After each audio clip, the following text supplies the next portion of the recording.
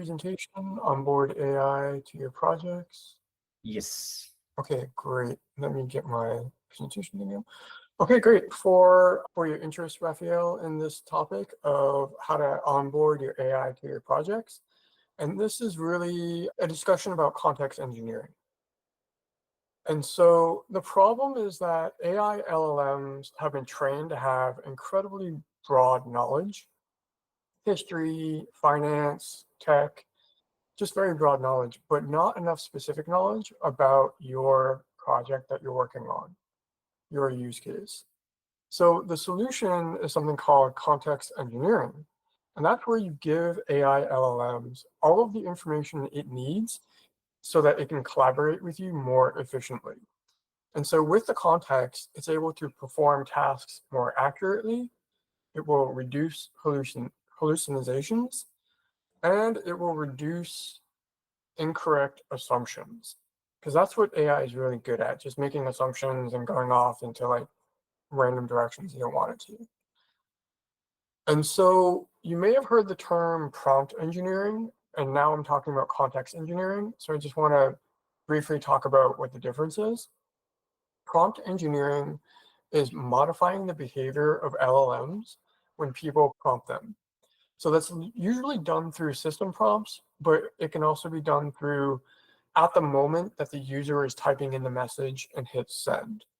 So system prompts, you may have seen examples in the past, talk like a pirate, and then the LLM will change its output behavior and it talks like a pirate. You can also use system prompts to change its behavior to output a CSV file that you gave it into JSON format, or you can also tell it how to think.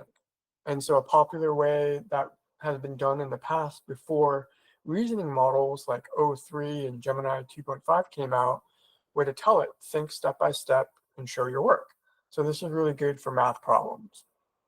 And it actually, when you told it to do that, it really did help the model to complete tasks better.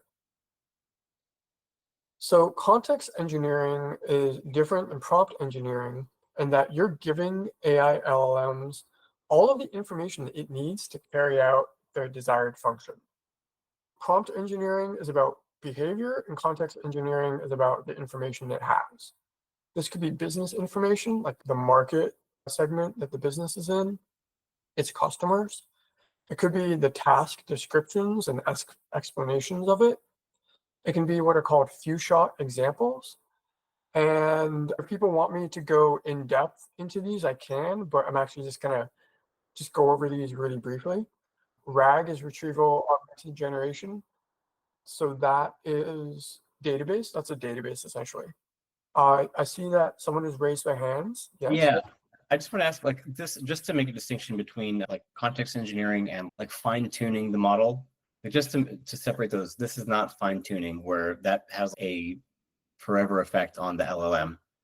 It's not like training material. This is still within a temporary kind of context, right? Yes, absolutely. Yeah, this is temporary, as I'll mention later, but I'll mention right now. You want to set the context every new chat session that you have, because it's not going to save it to memory. It hasn't been trained on it, just as you talked about with fine tuning. So fine tuning is training a model that already exists, but training it so it's more specialized in a certain area. That it's not as expensive as building a model from the ground up, but it still does take time. It still is expensive to do it. It can take several weeks to do. As I said, it's expensive. Whereas context engineering, it serves a different purpose. I would say fine tuning is like prompt engineering, but to a much deeper, more fundamental level. Okay, and then let's see, chat message says, I think context engineering is the main premise of a lot of agents. They're using LLM with the context of a specific product. Yep. Yeah, absolutely. Yeah, and app developers are using context engineering underneath the hood, and I'll give some examples of that later on. So need to go back one. So another way to give context is data, text files, PDFs, images, video, and audio. And then there's function calling. So that is where you tell the AI you have these functions on the back end of the app that you can call to acquire data. Then there's the user chat history and even the profile of the user. So as we just mentioned a moment ago about, let's see, about Sri's comment. So I'm working on a health app right now, and the user can enter biographical data about like their height and weight, the diet that they're using, their health condition. And so that's information about the user that then I feed into the large language model as context engineering so that it can produce a better response. And then context window compacting, as I mentioned earlier, that's summarizing all of the context that the LLM has and just making it smaller. So it's not using as many tokens. And then the constraints of the task requirements that you have. Function calling is really just in your code separate from the large language model. So this would be in the context of an application. So in your code of an application, you have functions that either the program itself runs through its logic, or the AI can then execute special code to run that function and perform an action that you need within the app. So an example of that would be my app. I have a health app, and it's got a database of food. And a user can type in, is bread allowed on my diet?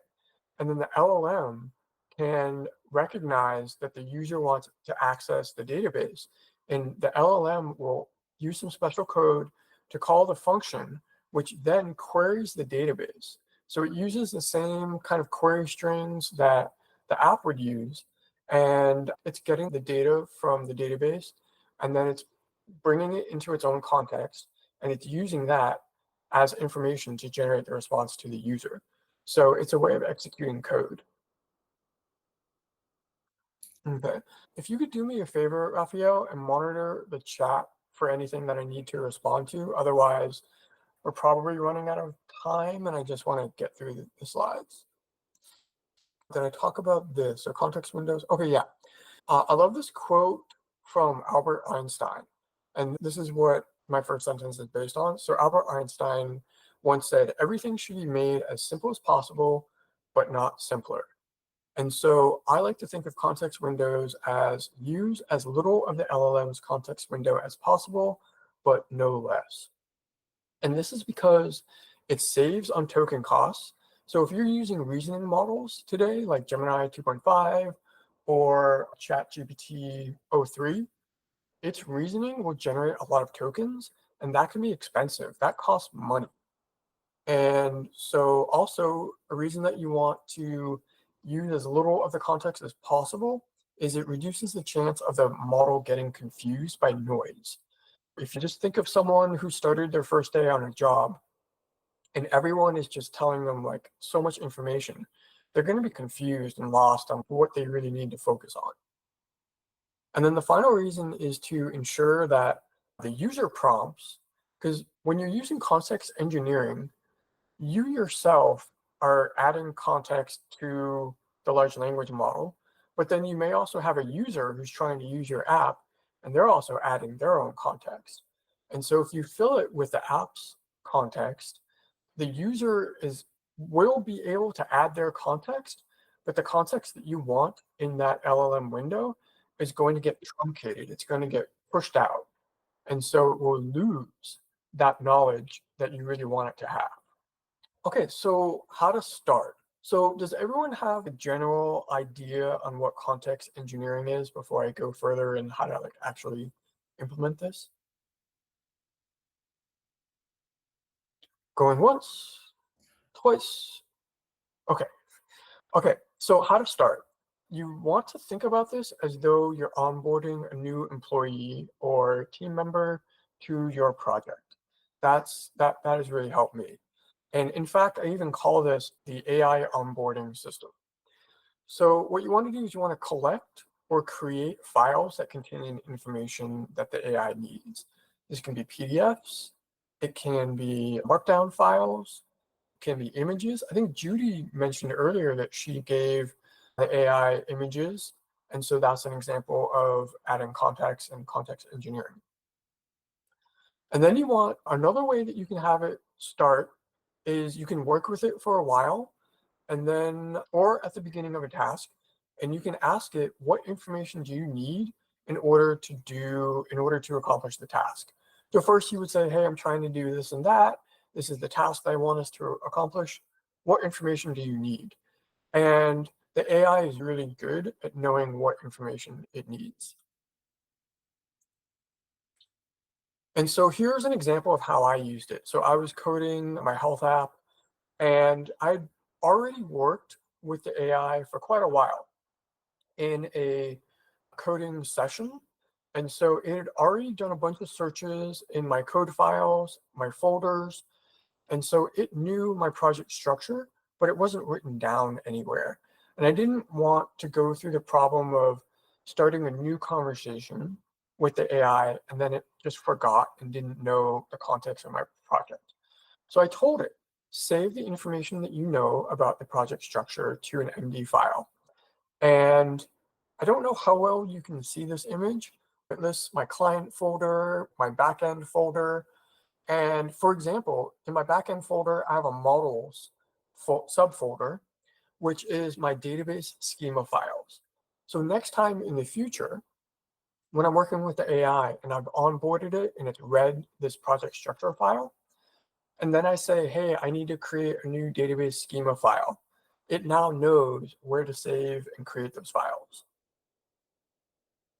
Another example is going to be the tech stack. So my project, I like to use the most recent version of React, which is version 19. And then I also develop on Windows. And most LLMs were developed and created on Linux systems. So they tend to use Linux commands. But on Windows, I can't use those commands. So I have this tech stack file and it understands, okay, this person is on Windows and they like to use these technologies in their project. And this really prevents it from trying to install JavaScript libraries that I don't want to use. And then other examples, and this is what I really love it for, is creating user personas, your target audience, or like UX best practices. And this really gets to the heart of like your business or your company or the project that you're working on. So then how do you actually, once you've built up this context, how do you actually use it? So on your very first message, which I like to call like the onboarding message, you're going to give it all of the context that you've built. Could be images, could be files, could be even in the first message that you send with it. So then once it's processed all of the context, you're going to ask it to acknowledge and just acknowledge that it understands the context. And then right after that, once it's done that, you just proceed with talking about the task that you want to complete. It's really fairly simple to onboard the AI.